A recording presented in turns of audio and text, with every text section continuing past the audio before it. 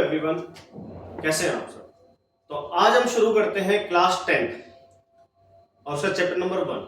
इससे पहले class 9th की हमने 4-5 वीडियो पहले बना चुके हैं, वो आपको मिल जाएंगी। तो अब शुरू करते हैं class 10th chapter number 1, that is development. देखिए, दो वर्ड मैं आपको बोलता हूं, वो सिमिलर से आपको दिखेंगे और सुनेंगे, फील भी वैसे ही होंगे, जैसे डेवलपमेंट एंड ग्रोथ। अगर हम बात करें ग्रोथ की, ग्रोथ एक तरीके से क्या होता है, सिर्फ और सिर्फ वन डायरेक्शन में होता है, दैट इज पॉजिटिव। लेकिन डेवलपमेंट क्या होता है, सिर्फ और सिर्फ ओनली पॉजिटिव भी हो सकता है और साथ में नेगेटिव भी हो सकता है। लेकिन जो ग्रोथ है वो हमेशा कैसी रहेगी, पॉजिटिव। फॉर एग्जांपल, जैसे कि मान लीजिए कोई कंट्री है और कोई भी जो कंट्री है उसके अंदर बहुत ज्यादा इंफ्रास्ट्रक्चर होने के लग रहा है, बिल्डिंग्स बन रही हैं, रोड्स बनने के लग रहे हैं, ये सब चीजें हो रही है। तो क्या हम उस कंट्री को डेवलप कहेंगे? क्या कह भी सकते, नहीं भी, देखते हैं सिचुएशन क्या है। लेकिन हम क्या कहेंगे, क्या कंट्री की ग्रोथ हो रही है क्या? जी हाँ, बिल्कुल कहेंगे, क्योंकि ग्रोथ सिर्फ पॉजिटिव डायरेक्शन में होगी। तो इसलिए यहाँ पर क्या कंसिडर करेंगे कि कंट्री की यहाँ पर क्या हो रही है, ग्रोथ। लेकिन क्या डेवलपमेंट हो रहा है?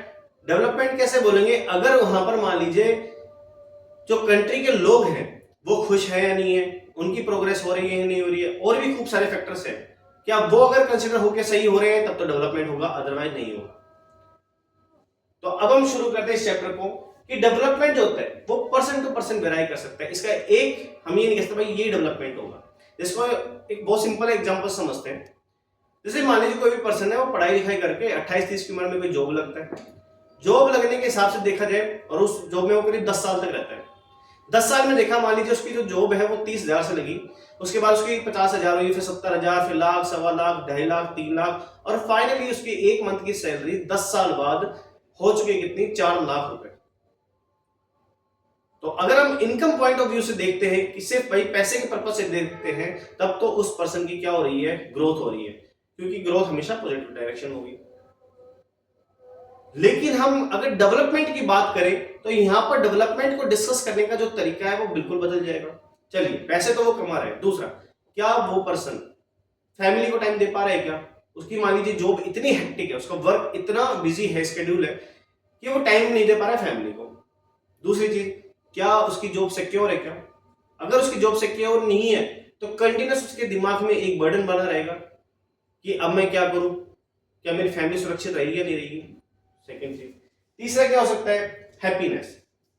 24 घंटे अगर वो अपने फैमिली के लिए समय नहीं निकाल रहा है, अपनी हेल्थ के लिए समय नहीं निकाल रहा है, सिर्फ और सिर्फ वो एक पैसे कमाने की मशीन बना हुआ है, तो ग्रोथ तो हम कंसीडर कर देंगे भाई, 31 उम्र में इतनी थी, 40 में इतना पैसा कमा रहे हैं। लेकिन 30 में जो उस पर्सन की हेल्थ थी, 38 तक आते आते उसकी जो हेल्थ है, उसका जो मेंटल प्रेशर है वो बहुत ज्यादा बढ़ गया है, उसकी हेल्थ बहुत ज्यादा कम हो गई है, उसको मेंटल प्रॉब्लम्स हो गई, he is in depression, anxiety, different types की डिजीज होती है। तो बताइए, क्या उसको हम डेवलपमेंट कहेंगे? क्या नहीं, अब उसको हम डेवलपमेंट नहीं कहेंगे, उसको हम क्या करेंगे, सिर्फ कंसीडर ग्रोथ। तो ये सबसे सिंपल से एग्जांपल है। और एक एग्जांपल सुनिए, जैसे मान लीजिए कोई भी बिल्डर है, वो कंट्री में इन्वेस्ट करना चाहता है, मान लीजिए यूएसए से कोई इन्वेस्टमेंट आता है, जैसे कोको कोला कंपनी का एग्जांपल मैं आपको देता हूं। जहां पर जैसे मान लीजिए कोई सॉफ्ट ड्रिंक की कंपनी यहां पर आती है, किसी गांव में लगती है, तो उस गांव में उसका प्लांट लगा। अब जब उसका प्लांट लगेगा तो कोल्ड ड्रिंक बनाने के लिए सबसे मेन चीज क्या चाहिएगा, पानी चाहिए होगा। तो वहां के जो भी रिसोर्सेज होंगे, मान लीजिए वाटर रिसोर्स, वहां पर पॉन्ड है, रिवर है, जो भी है, उस पर इंपैक्ट पड़ेगा नहीं पड़ेगा? मान लीजिए उस कंपनी को डेली 1000 लीटर पानी चाहिए होता है, किसके लिए, कोल्ड ड्रिंक बनाने के लिए। तो अगर हम मनी पॉइंट ऑफ व्यू से सोचते हैं, तब तो उस गांव का क्या हो रही है, ग्रोथ होने के लग रही है। अमेरिका से जो कंपनी है किसी गांव में, मान लीजिए पालमपुर गांव की बात करते हैं, जो हम चैप्टर 1 डिस्कस किया था, तो उस कंडीशन में देखें तो उस जो विलेज है उसकी तो ग्रोथ तो हो रही है। लेकिन अब बात करते हैं डेवलपमेंट की, क्या वहां के लोगों को जॉब मिल रही है? क्या चलो, अब कोको कोला कंपनी, मान लीजिए वहां पर कोई साइंटिफिक चीजें होती तो क्या वहां के जॉब एब्जॉर्प्शन कर पाते? क्या नहीं कर पाते, तो उस हिसाब से लोगों का दिक्कत। दूसरी, वहां के जो नेचुरल रिसोर्सेज है वो खराब हो रहे हैं, पानी जो है बहुत ज्यादा पॉल्यूटेड हो रहा है, तो बताइए क्या इसको डेवलपमेंट करोगे? क्या नहीं। तीसरा, वहां से जो लोग आएंगे, वहां से जब आएंगे तो उनके रहने की व्यवस्था होनी होगी, उनको जगह चाहिए, तो बताइए क्या डेवलपमेंट हो रहा है? क्या नहीं, क्योंकि रिसोर्सेज ज्यादा जोर पड़ने के लग रहा है। और क्या हो सकता है, मान लीजिए वहां के लोग आते हैं, उनका कल्चर अलग है, यहाँ का कल्चर अलग है, किसी कारण से रंग भेद के ऊपर, मान लीजिए वो गोरे हैं, यहाँ पर थोड़े सांवले, रंग भेद पे कोई लड़ाई झगड़ा होता है, कम्युनलिज्म बढ़ता है, कम्युनिटी के अंदर लड़ाई होती है, तो क्या वो ग्रोथ होगी, डेवलपमेंट? वो सिर्फ ग्रोथ कंसिडर होगी, डेवलपमेंट यहाँ कंसिडर नहीं करेंगे। तो मैं आशा करता हूं कि आपको ग्रोथ और डेवलपमेंट में डिफरेंस समझ आ गया होगा। आगे बढ़ते हैं। जैसे कि आपको एग्जांपल दे रखा है बुक के अंदर, इंडिया और श्रीलंका को कंपेयर किया हुआ है।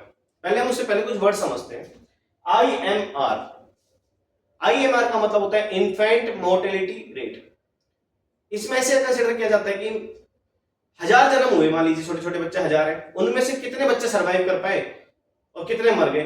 तो जो बच्चे मर गए उनका जो काउंट होगा उसको क्या बोलेंगे, इन्फेंट मोर्टेलिटी रेट।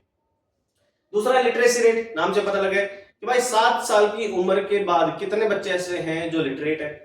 तीसरा अटेंडेंस, कितने बच्चे ऐसे हैं जो एजुकेशन इंस्टीट्यूट में अपना एडमिशन करवाते हैं। एज का ये एज की रेंज दे रखी है।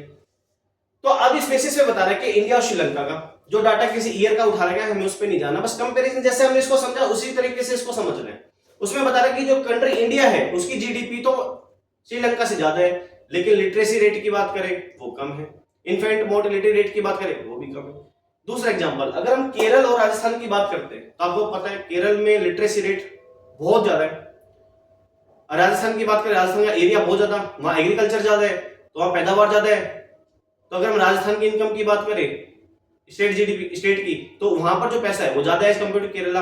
तो क्या उसको ग्रोथ कहेंगे? ग्रोथ तो हम कह देंगे, पहले से ज्यादा फैक्ट्री आ चुकी है। लेकिन क्या डेवलपमेंट कहेंगे? क्या नहीं, डेवलपमेंट अब यहां नहीं कह सकते, क्योंकि यहां पर डेवलपमेंट में एक फैक्टर के अलावा 3-4 फैक्टर और आते हैं।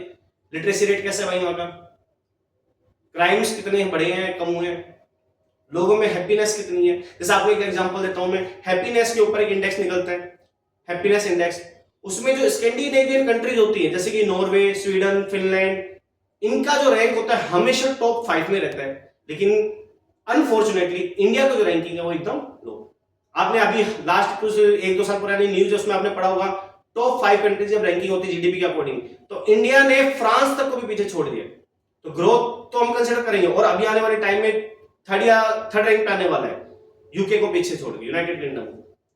तो ग्रोथ तो हम करेंगे, क्या डेवलपमेंट हो रहा है क्या, वो हमें क्राइटेरिया देखना पड़ेगा कि भाई लोग पहले से ज्यादा सुरक्षित फील कर रहे हैं नहीं कर रहे। बाहर की कंपनी यहाँ पर आई, कभी ऐसा तो नहीं यहाँ के लोगों की जॉब चली गई तो डेवलपमेंट तो कहाँ हुआ। वहां की कंपनी यहाँ आती, क्या यहाँ के नेचुरल रिसोर्स को बिल्कुल एक्सप्लॉइट कर रही है नहीं कर रही, किस लेवल तक कर रही है, यही चीज होती है। तो ये सब फैक्टर भी कंसिडर किए जाते हैं। अब बात आती है कि सर ग्रोथ भी हो गई, डेवलपमेंट भी हो गई, अगर हम इंडिया की बात करें, अगर हमें फैक्ट्री चाहिए तो हमें तो कहीं ना कहीं तो डिफोरेस्टेशन करना ही पड़ेगा, जंगलों को काटना पड़ेगा। तो वह सॉल्यूशन क्या है?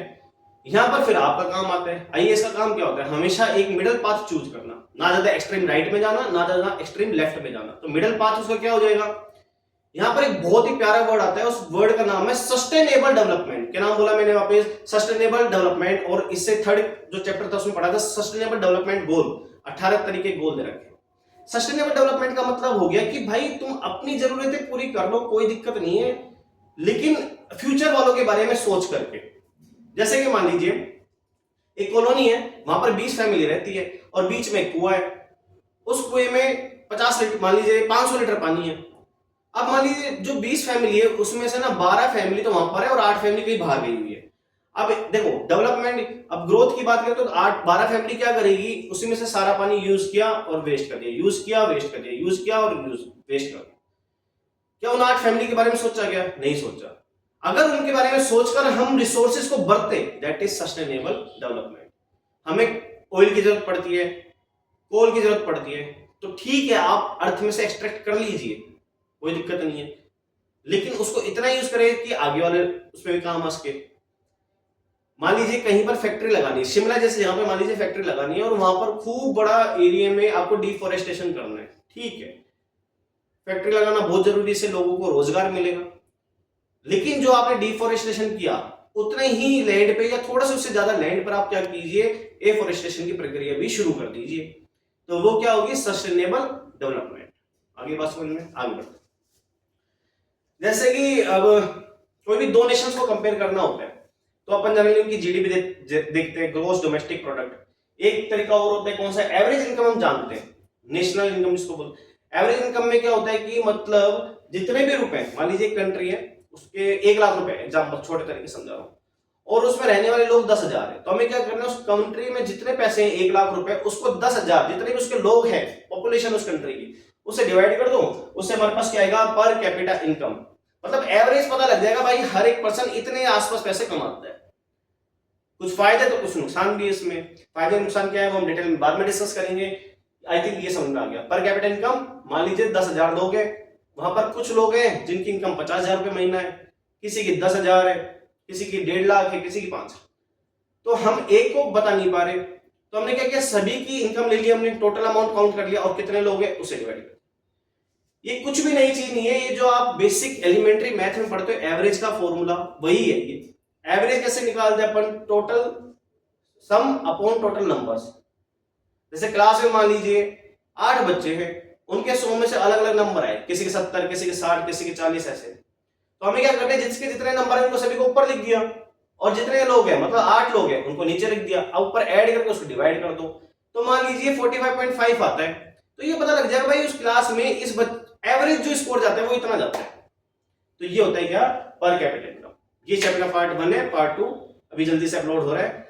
इसमें कोई भी डाउट हो आप कमेंट सेक्शन में पूछ सकते हैं। Thank you.